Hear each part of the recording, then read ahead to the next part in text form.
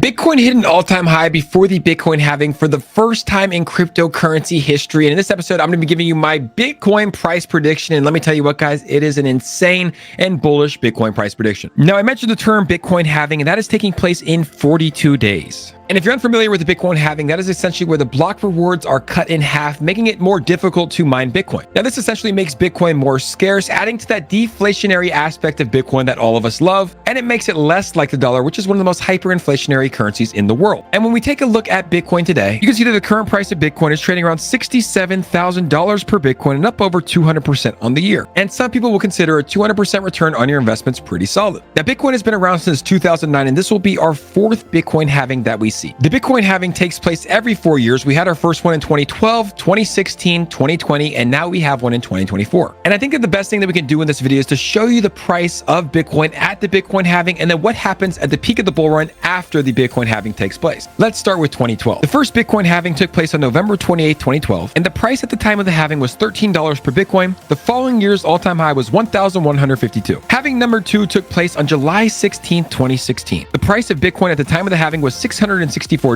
and the following year's peak was $17,760. And the most recent halving, halving number 3, took place on May 11, 2020. The price at the time of the halving was $9,734, whereas the following year's peak was over $67,000. And that leads us to 2024. Now, as you can see, when you're looking at the history of Bitcoin, the price of Bitcoin before the halving is pretty small compared to where it ends up after the halving. And when you're looking at where Bitcoin is trading today at $67,000, and you realize that we hit an all-time high before the halving, it leads you to believe that this year's cycle could be different for a lot of reasons. And I feel like this year's cycle is different because crypto has definitely gone more mainstream. Things have changed since 2009 when Bitcoin was first created. We now have so many social media sites like YouTube, Kick, where people are streaming, talking about crypto. We have Twitter, where people are hosting daily Twitter spaces about different crypto projects. And we have Coinbase and different exchanges that are allowing for that mass adoption because it's more easy and better to buy cryptocurrency now than it was in the past. The narrative for cryptocurrency has also changed from only being used for drug dealers to now Bitcoin spot ETFs being offered